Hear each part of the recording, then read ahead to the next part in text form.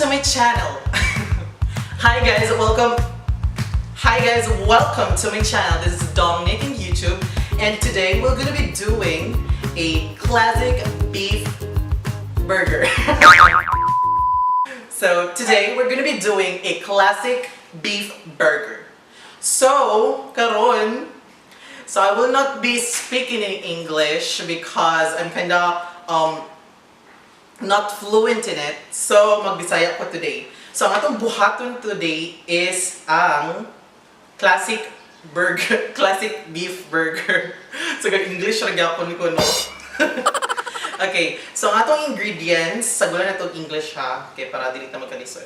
So atong ingredients na to ani, atong sahog is of course ang atong ground beef right here. So the next thing is ato ang next nga ingredient is the mozzarella cheese. So supposed to be ako tang paliton is ang cheddar cheese, pero di ko ganahan kay nga no, murag mas creamy magandang texture aning mozzarella. So I bought this one. Okay, so we have also the toppings for the classic beef burger, the Lolo Rosso lettuce, the tomatoes, and the banana ketchup. And also, of course, don't forget the mayonnaise. So after making the beef or classic beef burger, is we're gonna be doing a pizza.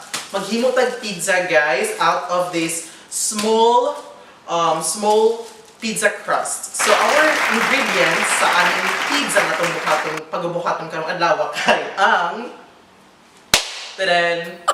the tomato sauce nga ako na nagamit few days ago. Ako lang sa refrigerator. So if nakapatong yun ani niya, gamay rin yung nagamit, pwede nyo ibuta sa refrigerator, or you can also fold this at the top para dili siya madaot, di ba?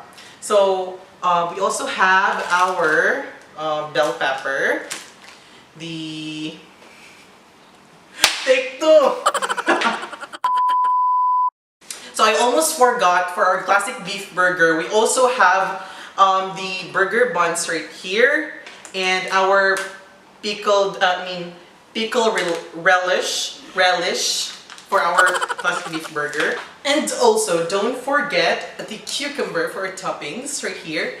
And the major ingredient for our classic beef burger is the burger bun right here. We're gonna be also needing to use the onions, the peppers right here, black pepper, and if you want some chili, if you want it more chili, if you want it hot, you can use the paprika powder, and sweet ham nga Virginia ang brand. So nag-think ko, so what if maggamat na lang ko kung di ba kaning pizza pizza ang flavor is Hawaiian rice. So for Hawaiian, we have the ham right here, the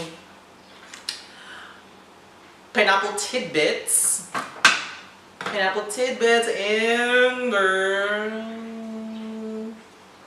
think that's all, right? So before hitting the stove, before we're gonna hit the stove, guys, we need to do the mise en place first. That's the first thing and the important thing in the kitchen, right? So let's go ahead. So for our mise en place, we prepared our strips of sweet ham, our pizza crust, our mozzarella cheese na gamitin sa natin sa itong burgers, our tomato sauce, strips of bell pepper and minced onions, our burger buns, our ground beef which we seasoned salt, pepper, and paprika, mayonnaise, our favorite banana ketchup, lettuce, cucumber, pickles, sliced onions, sliced tomatoes, and for a while, oh my gosh. This is for our pizza, guys. I'm really sorry. Let's transfer this one now. Uh-oh. So let's go ahead and cook.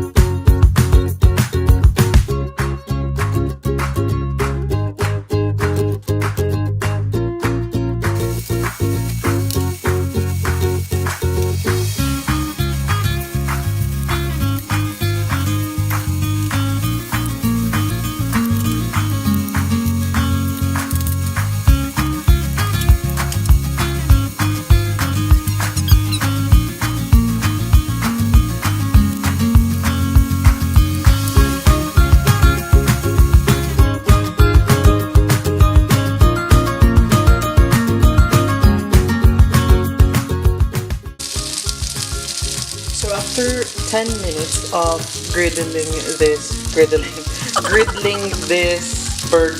burger patties, guys. Pwede ninyong ibutang na ang inyong mozzarella cheese here. Just like this one on the top. So if you're gonna put it to the bun after, you need to turn it upside down para makita nimo ang imong burger and the onion topping that we seared a while ago. So it should look like this, guys. Look how enticing this is. For a while. I'm gonna focus it to you guys. See?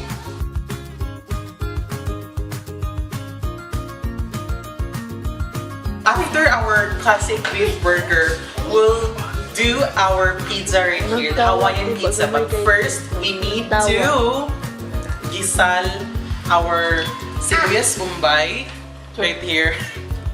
Atong gisa ni atong minced nga bombay right here. Then, after that one, we're gonna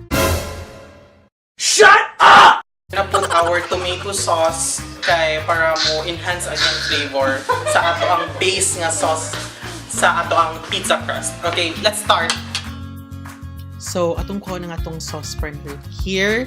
It's actually tortured, guys. Whatever. So, we used olive oil as a fat. And then after that, gisalo na to ang ato ang minced onions right here. So, di na to siya i-caramelize, guys, kaya para, we want fresh, right? So, after that one, put your tomato sauce.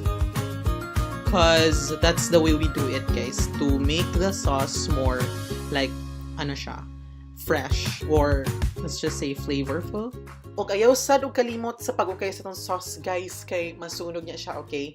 So, you can put now your ground pepper to enhance the flavor of your sauce. And then, after that one, you can actually put a little bit of sweetness by putting a little bit amount of our banana ketchup. So, after that one, turn the stove off.